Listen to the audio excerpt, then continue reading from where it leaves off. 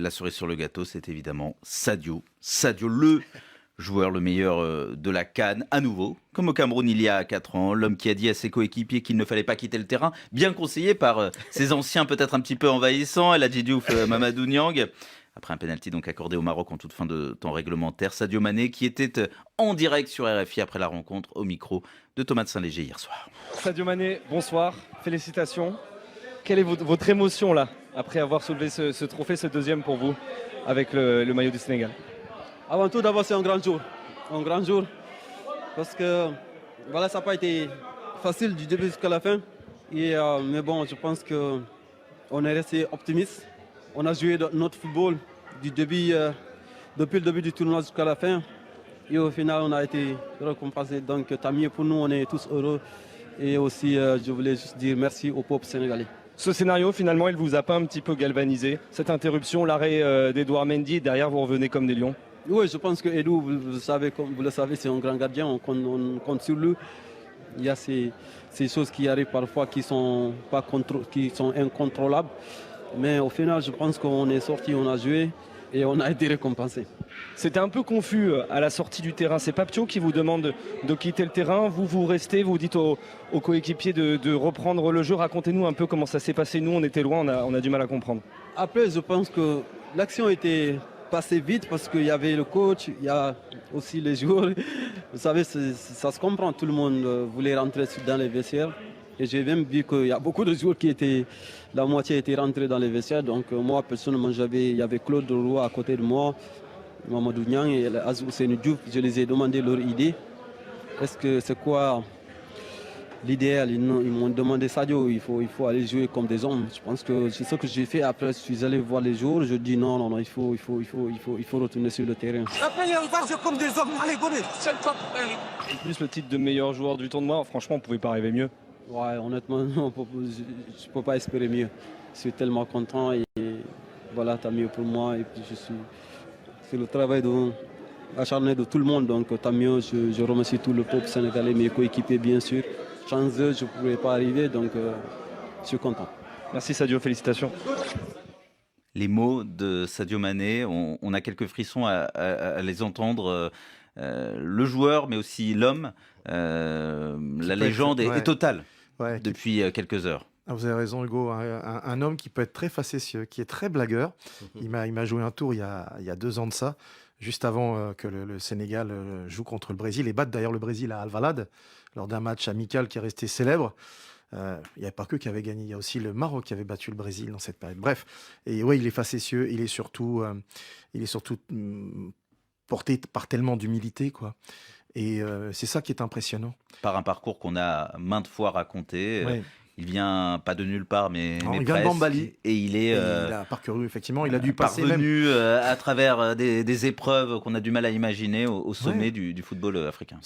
Moi, franchement, c'est une des plus belles histoires contemporaines pour un athlète, un sportif, un footballeur africain. Je le trouve exemplaire. Je l'admire énormément parce que je trouve que c'est un modèle absolu. Et il a su se réinventer, comme disait Youssouf il y a quelques minutes, sportivement. Et il a aussi démontré qu'on peut jouer dans un championnat dit exotique, un championnat que je défends assez souvent ici sur nos antennes. Mais voilà, tu peux jouer là-bas, puis tu peux être compétitif. En 2018, Elgas, quelqu'un écrivait, on a retrouvé ça sur Internet, vous parliez d'archéologie tout à l'heure, le voilà. C'est Sadio Mané, devant la page de l'histoire, celle de Liverpool et du Sénégal, page vierge, dont il sera le seul archiveur. Il s'esquisse l'ombre d'un prophète. Qui a écrit ça ? Alors je me dénonce, c'est moi-même en 2018. C'est pas mal. C'est bien écrit, hein. C'est pas mal. C'est bien troussé, comme on dit. J'avais écrit un portrait dans une galerie de portraits que je faisais pour un journal sénégalais, Inventaire des idoles. Et j'étais un grand fan de Sadio Mané, de son histoire familiale d'abord. Tu ne l'es plus, donc j'étais. Ah non, je ne suis toujours. plus. Mais c'est surtout que malheureusement pour vous, ces mots ils ne sont plus d'actualité. Oui, mais vous aviez vu un prophète, le prophète est advenu. J'avais vu l'ombre d'un prophète. Et maintenant c'est la lumière. Il est inondé de lumière. Il est venu, justement, c'était un moment où il était justement au plus bas, c'est-à-dire hyper performant avec Liverpool, mais justement en sélection pas très très heureux. Et on voyait justement l'horizon qu'il pouvait changer justement d'un coup du destin, et il l'a eu, le talent a toujours été là. Et donc je disais ça, c'est ce talent extraordinaire et puis tous les écueils qu'il a eu quand même, parce que son histoire familiale, on va pas s'étaler ici, mais elle est très très belle aussi. Oui. C'est une forme de victoire contre C'est des quelqu'un qui éléments. n'aurait jamais dû devenir, ne serait-ce que footballeur, Mais si je devais caricaturer. ne serait-ce qu'avoir son destin personnel de vivre, parce que il vient dans une famille qui a été aussi marquée par des situations tragiques. Et donc, lui, c'était la bonne étoile, justement, qui irradie déjà la demeure, ensuite son parcours, et maintenant, justement, tous les Sénégalais. Non, c'est Et un même toute parcours l'Afrique, je inspirant. pense. Et puis, cette forme de mutation entre ce joueur qui était frénétique, athlétique, puissant, technique, vers un joueur qui est devenu un métronome, un cerveau qui ménage ses efforts. Et la mais statue du commandeur. la statue du Ouais. commandeur. Sans et brassard, il en a pas le besoin. sage, le sage hier, justement, qui écrit l'histoire autrement aussi par sa décision de faire revenir ses coéquipiers. Oui, c'est un héros total. Pas de brassard, mais il a soulevé tout de même le trophée. Youssouf Moulumbu, Sadio Mané, tout simplement dans la galaxie des Joseph-Antoine Bell, notre consultant, des Drogba, des Eto'o. Il fait partie de ce cénacle des plus grands joueurs de l'histoire du foot africain, incontestablement. Exactement, dans ce contexte, je pense que la raison doit prendre le pas sur la passion, et c'est ce que Sadio Mané a su faire hier. Au-delà du fait que c'est un grand joueur, je pense qu'il a été leader en dehors du terrain, il a montré l'exemple, et je pense que ça rajoute un peu plus de valeur à ce personnage-là, mais Sadio Mané, un grand coup de chapeau. Alors, je parlais de Joseph-Antoine Bell, qui n'a pas mâché ses mots, pardon, au micro de RFI hier, Radio Foot sur RFI avec Franck Simon, Elgas et Youssouf Moulumbu. On revient sur la finale de la CAN, la finale la plus surréaliste peut-être de l'histoire du foot, pas seulement africain. Pollué, comme le dit Joseph-Antoine Bell, le Sénégal a gagné, mais le Sénégal a pratiquement franchi le Rubicon hier. Elgas, vous allez le reconnaître, je pense, à la fin du temps réglementaire, avant de retourner la situation à son avantage. On a fait l'éloge de Sadio Mané, le sage. Idrissa Gana Gueye aussi, lui, est resté, a refusé de quitter le terrain sous les ordres de Pape Thiaw, le sélectionneur. Avant le procès Pape Thiaw, peut-être aussi l'éloge des sages, Eladji Diouf, Oui, Claude Leroy, qui sont venus parler à Sadio Mané, les anciens, les autorités du football africain. les prophètes qui murmurent à l'oreille de l'autre prophète. Et puis il y avait deux génies, le mauvais génie avec Gana Gueye, le plus radical, et puis le bon génie, Sadio Mané. Alors, c'est très facile dans un plateau de radio, après coup, quand les émotions redescendent, de pouvoir analyser ça. Mais le moment a été d'une grande intensité. On a atteint les sommets d'une intensité dramatique, baroque, Hitchcockien, on peut dire tout ce que l'on veut. Hitchcockien, c'est Regragui qui a utilisé ce mot, c'est pas mal aussi. Voilà. Simplement rappeler, un but refusé pour le Sénégal, dans la foulée un pénalty accordé au Maroc. Oui, et puis ce Fin du temps pauvre, réglementaire, moi, et tout s'embrasse. je me sens l'âme d'un avocat du diable, parfois de temps en temps. Ce pauvre Jean-Jacques Ndala, je veux dire, qu'on a tendance à singulariser, alors qu'il y a un corps arbitral et tout là, à qui on attribue toute la responsabilité de ces rebondissements de cette séquence. Je veux dire, c'est trop peut-être lui charger la barque, quoi. Mais oui, il y a une erreur, sans doute, qui est manifeste, qui a rendu l'injustice encore plus intolérable. C'est ce but qui a été refusé. Et dans la foulée, ce penalty qui a été accordé avec l'intervention de la VAR. Quand on est devant sa télé, mais on brûle de désir de tout massacrer. Et ça, c'est parfaitement légitime. Alors, on me fait remarquer dans l'oreille, un certain David Finzel, qu'on salue, qu'effectivement, le but n'est pas techniquement refusé. Le but du Sénégal, une faute est sifflée. Et derrière, il y a but, mais le ballon n'est plus en jeu. Le jeu est arrêté. Mais bien sûr, je fais la distinction entre justement ce qui relève des règles, auxquelles j'adhère totalement, et ce qui relève du spectateur profane qui regarde. Quand il met en parallèle ces deux situations, il est dans une colère absolument épouvantable. Et c'est ce qui s'est passé. Et encore une fois, ces situations se passent en dehors d'une finale, en dehors de ce contexte. Dans un match, on va dire, ordinaire, je pense qu'il n'y a pas les développements qu'il y a eu. C'est le contexte qui a rendu les âmes parfaitement irrationnelles. Mais je pense qu'il faut revenir maintenant un peu plus de raison, quoi. Franck Simon, Pape Thiaw, le sélectionneur qui n'en peut plus de l'injustice, demande à ses joueurs de rentrer au vestiaire, ou bien Claude Leroy, Eladji Diouf, les anciens, les sages qui vont faire en sorte que Sadio Mané sache raison garder. Vous êtes dans quel camp ? Un peu, j'ai une fesse dans un camp et une fesse dans l'autre parce que j'en ai parlé avec un sélectionneur d'un pays africain juste après le coup de sifflet final. Et la première chose qu'il m'a dit, c'est il a tenté le coup Pabuna Thiaw et il a réussi. Pour lui, il l'a vu comme un coup, en fait, tenter un coup de poker par rapport à cette situation, donc ressentie Mais est-ce comme que c'est défendable comme coup de poker? Est-ce qu'on peut Pas du tout. la FIFA, Gianni Infantino, alors c'est pas l'idée, c'est pas de dire qu'on est toujours d'accord avec lui, mais en tout cas la FIFA condamne. Oui, c'est pas Ouais, un j'ai modèle de vraiment- Une première indication. Mais je n'ai pas entendu beaucoup d'institutions ou d'institutionnels défendre ce qui s'est passé concernant Pabuna Thiaw. Et il s'excuse. Oui, et d'ailleurs, il s'est excusé. Il Voilà. s'est excusé. Ce qui est une manière justement de dire en très peu de mots ce que tout le monde... Personne ne défend l'attitude de Pape Thiaw.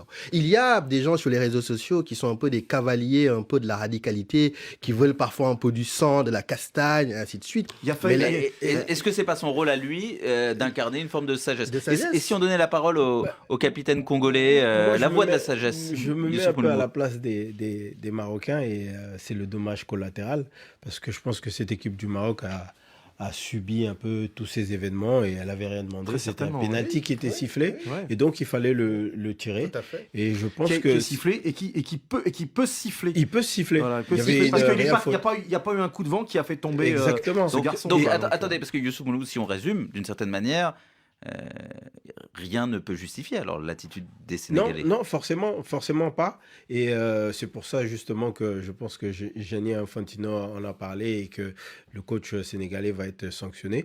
Mais j'ai un peu de tristesse pour cette équipe du Maroc qui a fait une grande compétition et qui a accueilli justement 24 équipes africaines. Il faut faire Une le fête- distinguo là. Une fête culturelle. Il faut faire le distinguo. Mais justement, entre, ce match peut l'organisation et écorcher l'équipe nationale. ce match-là et ces événements peuvent écorcher justement Alors, toute cette fête africaine. Justement, C'est pas on a impossible. posé la question à Idrissa Gana Gueye, lui aussi double champion d'Afrique, grand leader de cette équipe du Sénégal. Est-ce que ça ternit un peu le sacre, le deuxième sacre des Lions de la Teranga, tout ce qui s'est passé à la fin du temps réglementaire? À un moment donné, on s'est dit, voilà, faut revenir sur le terrain. On ne sait pas ce qui nous attend comme suspension ou ce qui va se passer.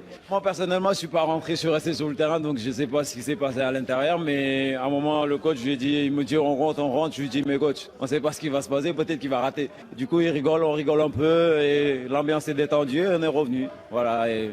Oh, bon, on va oublier tout ça, on va pas gâcher la fête. C'est une belle fête aujourd'hui pour nous, on en profite et puis le reste, on verra bien. C'est vrai, alors on comprend, lui il est passé à autre chose, il est champion d'Afrique, Idrissa Gana Gueye, au micro de Thomas de Saint-Léger, mais est-ce que c'est aussi simple que ça? Non, Elgas c'est pas simple. À Casablanca, je peux parfaitement imaginer à Rabat, dans toutes les villes du Maroc, la détresse, la colère, parce que on a entendu une petite musique qui était très désagréable depuis le début de la compétition. L'idée que c'est une CAN sur mesure qui était taillée pour le Maroc et que même le corps arbitral serait d'une certaine manière complice de forfaiture, que beaucoup d'ailleurs... Mais est-ce que les Sénégalais ont pas d'analystes- encouragé un petit peu ça hier par Oui, leur mais attitude? le mauvais esprit, la rivalité, ça fait partie du sport. L'injustice fait partie du sport d'une certaine manière. Il faut qu'on comprenne une chose. Moi, je suis très heureux en tant que Sénégalais qu'on ait gagné cette CAN. J'ai une pensée très, très affectueuse pour les Marocains. Je trouve qu'on les accable pour rien.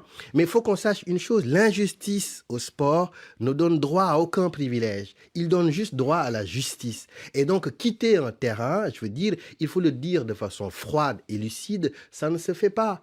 Et donc, aujourd'hui, on peut justement partager les torts et les responsabilités. Le Sénégal a gagné, le Sénégal est un magnifique champion. On doit s'atteler justement à célébrer cela et ne pas tomber justement dans la bassesse de la culpabilisation et de la victimisation. Youssouf Mouloumou, vous avez disputé des CAN sur le terrain, vous êtes évidemment un amoureux de cette compétition et vous l'avez un peu dit tout à l'heure, ça peut être un peu gâché, ce grand moment de communion Exactement. et c'est cette pour belle ça. vitrine pour l'Afrique, pas seulement son football, mais l'Afrique tout court. Exactement, surtout qu'elle va le passer tous les 4 ans. J'aimerais quand même noter que le Maroc a accueilli quand même 24 équipes avec son staff et ses supporters, que c'était une très belle CAN dans le plan logistique et avec les stades qui ont été offerts par le Maroc. Il ne faut pas enlever ça. Ouais. Il faut La pas première l'oublier. CAN avec les trains. Le Exactement. TGV à la Cannes, on a dû attendre de Avec les 2025-2026. transports, il faut pas l'enlever au Maroc et surtout cette équipe du Maroc qui a très bien joué, qui ne déméritait pas.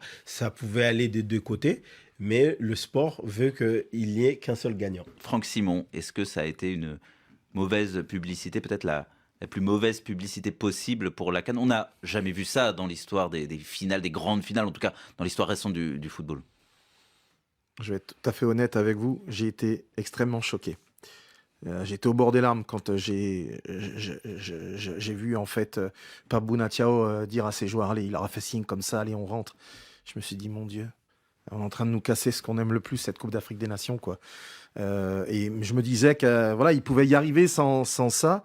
Et je me suis dit, là, on va au-devant de quelque chose de dramatique, forcément. Et après, ben voilà, on se met à potasser les règlements et tout. On se dit, mais si la Confédération africaine, si le corps arbitral, si tout le monde se met derrière ces textes et les applique, mais ça va faire mal. Ça va faire très mal. D'un point de vue réglementaire, petite parenthèse, il me semble que le Maroc est en train d'engager des actions. Donc, il va peut-être y avoir il peut y avoir des sanctions. On verra, en tout cas. Mais ouais, franchement, c'est pour moi... C'est quelque chose de totalement inattendu. Tu vois, j'ai guetté le coach Pape Bouna Thiaw pendant 6 matchs. J'étais à toutes les conférences, je l'ai vu à l'entraînement et tout. Et j'essayais un peu de cerner l'homme et l'entraîneur qu'il est devenu et le sélectionneur. Quelqu'un qui a gagné le CHAN, qui voulait gagner la CAN. Et j'arrivais pas. Il y avait des choses, des zones d'ombre, justement. Il y avait plein de choses qui m'échappaient. Je parlais beaucoup avec les confrères et les consoeurs venant de Sénégal. Parlez-moi un peu de lui, je voudrais le comprendre un peu plus. Parce que son encadrement, je le connais, c'est que des anciens.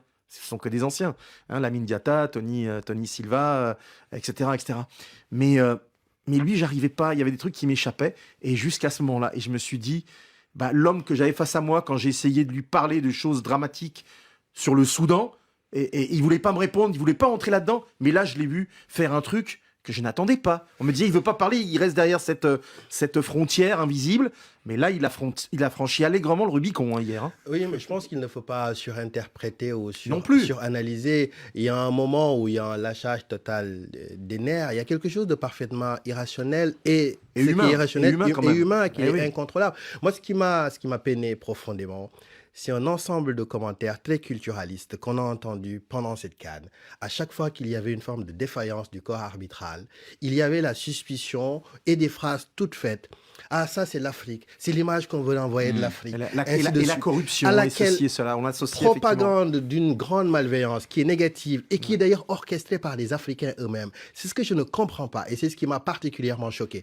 Une situation tragique, une défaillance, ça existe partout. Et quand on regarde l'histoire du sport partout dans le monde, des situations tragiques ont toujours existé. On pourrait largement réarbitrer les Coupes du Monde sans que l'Afrique n'y soit mêlée. Donc effectivement, il faut bien faire la part des choses. Que le Maroc est un dommage collatéral parce qu'ils ont été fair-play tout au long de la compétition et on leur a toujours lancé c'est pas ce que disent les lions indomptables. Ouais, mais ils se sont mangés quelques coups dans le visage et dans les côtes. Je pense qu'ils ont gagné leur match à la régulière. Ils ont gagné donc à la régulière et c'est fort dommage justement que cette finale se finisse. Alors justement, Youssouf Moulombou, suivons votre exemple, tentons de sécher les larmes tout de même des supporters des Lions de l'Atlas, les larmes de la